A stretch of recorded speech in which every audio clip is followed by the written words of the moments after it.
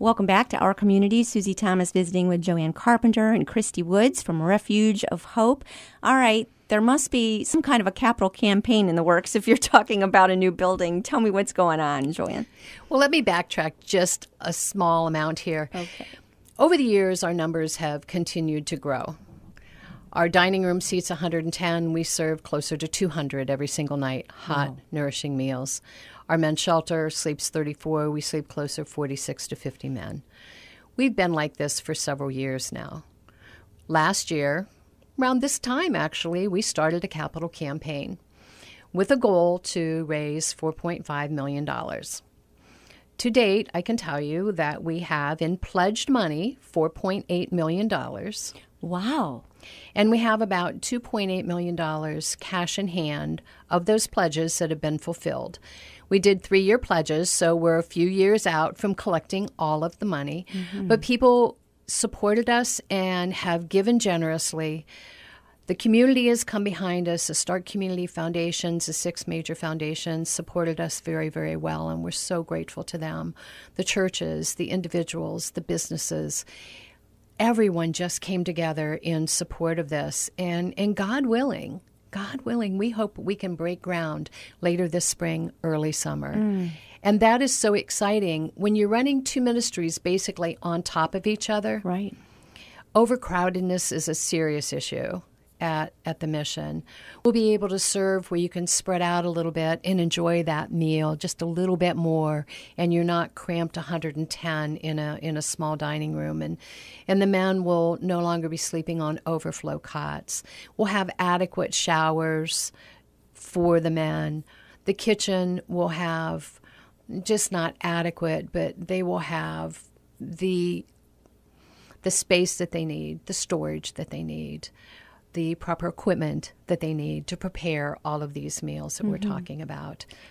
It's a bit of a contradiction, isn't it? Because you're wanting to grow and expand to serve, but in this particular ministry, you're wanting to put yourself out of business at the same time. Absolutely. What we're doing is trying to meet the need in the community. Mm-hmm. And we are meeting the need in our overcrowded conditions. Don't get me wrong. We are meeting the needs, and we are feeding people, and we are housing homeless men, and we're doing the absolute best we can.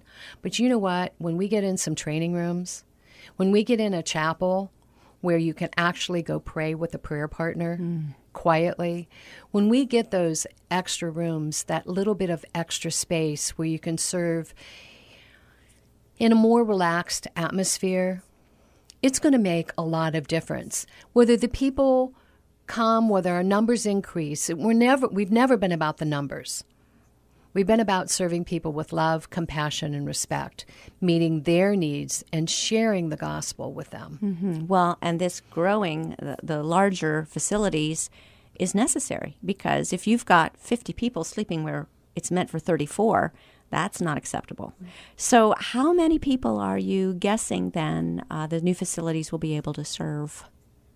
We're looking at seats for about 166, 160 in the dining room, beds for 66 men. And that would be 60 beds, but then a room that has 6 beds in it.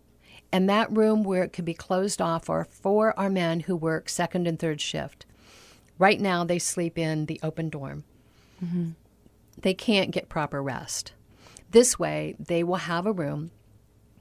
And we have about 15 guys, I think, working right now, which is awesome. So they're getting ready they've got their job, they're ready to look for their apartments, they're ready to start moving out. But boy, while they're staying with us, we want to make sure that they have everything they need. Not just food, not just shelter, but we want to make sure that they have the proper rest before they go work an 8 to 10 hour shift as well, too. Exactly. And the more space that we have in this new building, and by all means, we're not going extravagant. We're building what we think that we need. Yes. That will continue to meet the needs of the community. Mm-hmm. Where that demand is set by the need, not Exactly. by trying to guess how much can we do here. Right. When you think you'll be breaking ground for this? And where will it be? Ideally, it'll be late spring. Nice. We could be looking into the summer months. There are a few things that'll dictate that, but we're very much looking forward to it. The property is just a few blocks from where we are currently. Nice. Right. We were so blessed. A lot of the property was donated. Wonderful. We purchased a couple lots, and the city donated a couple lots, and this just all came together. We have the property that there's just a couple little things that have to be ironed out yet, but if we were to dig a hole and put the building on the property that we have all lined up right now, we're fine, set to go. And the money is in, you're saying? Pretty much so. I mean, it's pledged. We don't want to borrow any money. Right. We really want to do this, and we don't want to start until we're sure we can finish the project. So that's important to us as well, too. So the pledged money that we have, we're communicating with our donors and the excitement, and they're getting their pledges in a little bit early, and we're so grateful for that. And, we're still, the capital campaign, it's not too late to be involved and get a part of this. That was my and next. to be a part of this. No, it is not. You're not going to too turn late. away any dollars that come in right now. Oh, absolutely No. not. And when we stick those shovels in the ground for the groundbreaking ceremony, how exciting is that going to be? And we want everyone to be a part of that. To feel like some ownership to it. Absolutely. And the capital campaign is separate than the banquet. You have regular operating expenses, correct? So That's correct. Don't think that because you're doing so successfully on this capital campaign that you can skip the banquet, for heaven's sakes. No. We have to keep doing what we're doing. Yes. The need is there. The services need to be met, and that happens through operating, and the spring banquet certainly helps to contribute to that. So that's why, again, we're inviting everyone to come join us at the Hartville Kitchen on April 24th at 6 o'clock. And go to refugeofhope.org to click on. You can register there, or we've got a phone number here, 330-453-1783. 85, sorry. 85, and I wrote that down wrong, and I'm so glad you corrected Let me me. say it just one more time. Please do. 330-453-1785. Thank you, Christy. Sure. Okay, and that gave us a chance to reiterate it. All right, that's great. How'd we do as far as getting through this winter? We're always eager to hear that everyone was housed and warm and fed. Well, this winter actually started in December. We had a severe cold snap, and that's when it all started. So we were distributing before Christmas hats, coats, gloves, scarves, socks, warm clothing before Christmas. And we continued that because I don't know about you, but my grandkids used to lose gloves. And Always. my husband would misplace a hat.